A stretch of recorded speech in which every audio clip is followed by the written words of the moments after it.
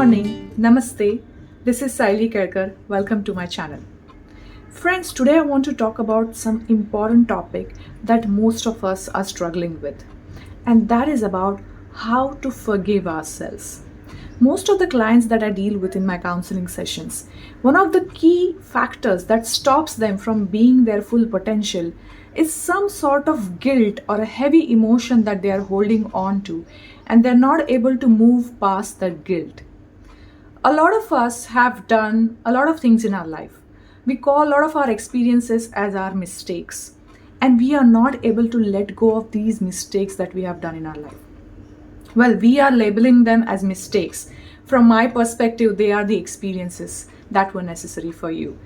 So, as we call them mistakes, we feel heavy emotion of guilt, feeling that we have done something wrong. We have done something wrong for other people, and we are a bad person. And all those thoughts and emotions are always pulling us down and are not letting us live the beautiful, full potential life that we are meant to live.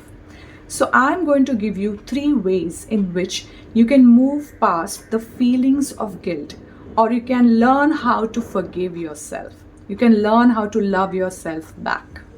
So, tip number 1, the first and foremost thing to understand in any of our past experiences that we call as mistakes is that we didn't know any better at that moment. We did what we did because that was the best action, best solution that we thought at that moment.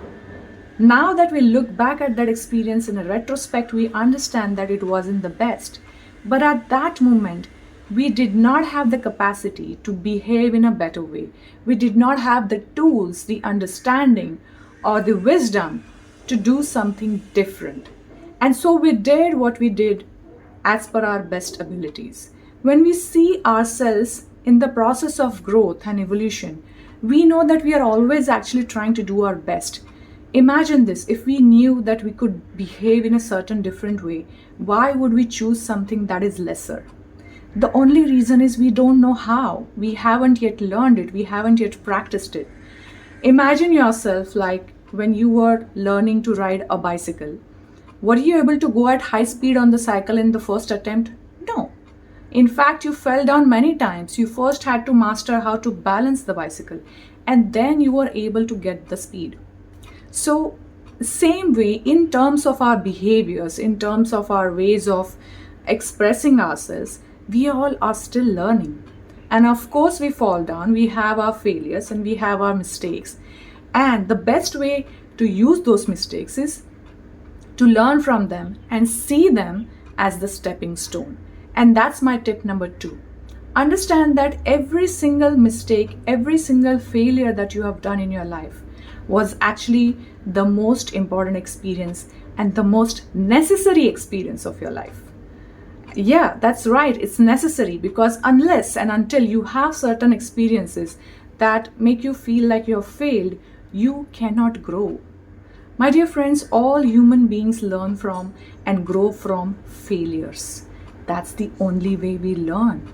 We can't learn if we all the time are successful and doing the right things, saying the right things, and always being the best girl and the guy and the good behavior. It doesn't work like that.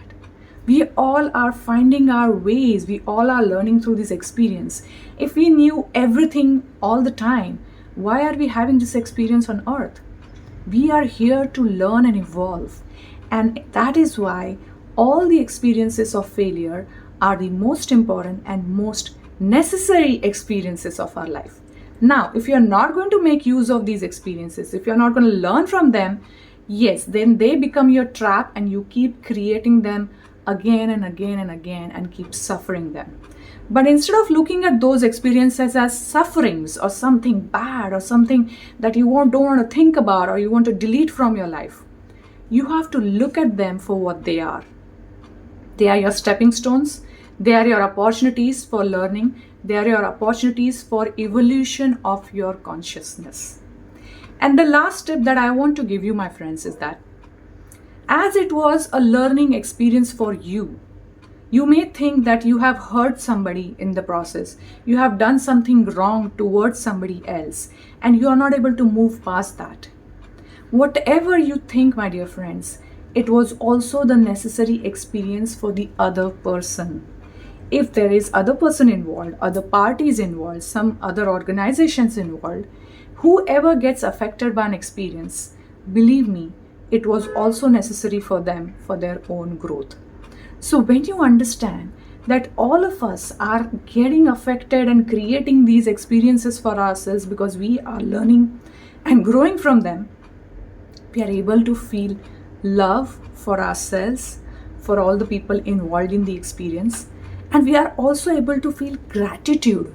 Because think about this, if you didn't have this experience, you wouldn't be the person you are, you wouldn't learn how to be better, you wouldn't have the wisdom that you have today, you wouldn't probably have the skills that you have today. So feel gratitude and love for yourself and for the entire other people and organizations, whoever is involved in that experience, and allow to transmute that energy of guilt, of resistance into the love that is inherently part of you. Thank you, my dear friends.